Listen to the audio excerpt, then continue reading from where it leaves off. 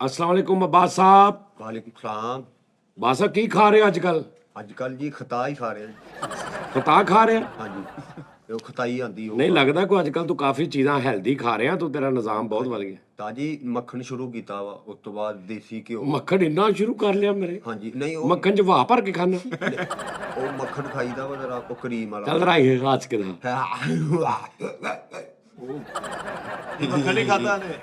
ਹੇ ਮੇਰੀ ਟੀਟੋ ਟੀਟੋ ਆਇਆ ਆਇਆ।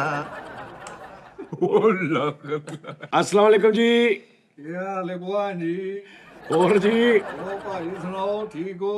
उस्ताद नन्ने की हाल है? हाँ ठीक है, नाश्ता बेच के बैठे, पूरा पतीला चनिया का ऐ करके निकल गए। अच्छा जी बड़ी गल नहीं, वैसे ਤੁਹਾਡੇ ਚਨੇ ਹੁੰਦੇ ਬਹੁਤ ਮਜ਼ੇਦਾਰ ਹੈ। मजेदार होंगे, हथ केड़े धो के बनाई दे। ਆਹ ਹੱਸਿਆ ਨਿਆਣਾ ਤੇਰਾ ਹੀ ਆ। ਹੱਸ ਜ਼ਰਾ।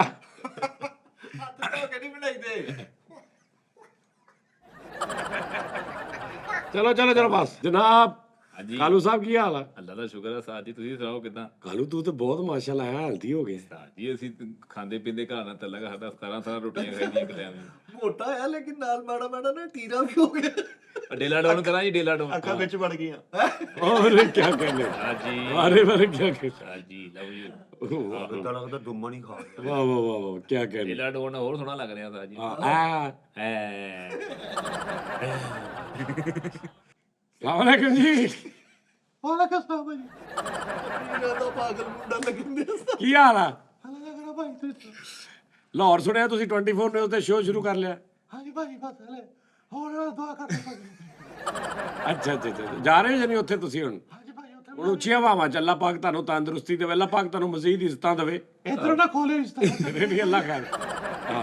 ਕੋਈ ਨੁਕਸਾਨ ਸੁਣਿਆ ਤੁਹਾਡਾ ਹੋ ਗਿਆ ਲਾਹੌਰ ਜਾਂਦੇ ਵੇ ਤਾਂ ਪਰਸੋਂ? ਹਾਂਜੀ ਭਾਜੀ ਉਹ ਜੋ ਪਾਣੀ ਲਈ ਬੋਤਲ ਡਿੱਗ ਪਈ ਭਾਜੀ। ਨਹੀਂ ਨਹੀਂ ਮੈਂ ਸੁਣਿਆ ਕੋਈ ਤੁਸੀਂ ਨਹੀਂ ਸੀ ਹੈਗੇ ਤੇ ਇੱਥੇ ਜ਼ਰਾ ਕੋਈ ਨੁਕਸਾਨ ਤੁਹਾਡਾ ਹੋਇਆ ਕੋਈ ਡਾਲਰਾਂ ਦਾ? ਹਾਂਜੀ ਉਹ ਇੱਕ ਫੈਮਿਲੀ ਫਿਰ ਕੇ ਗਈ ਭਾਜੀ, ਗੁੰਨੇ ਦੇਗੀ ਬੱਚਿਆਂ ਨੂੰ।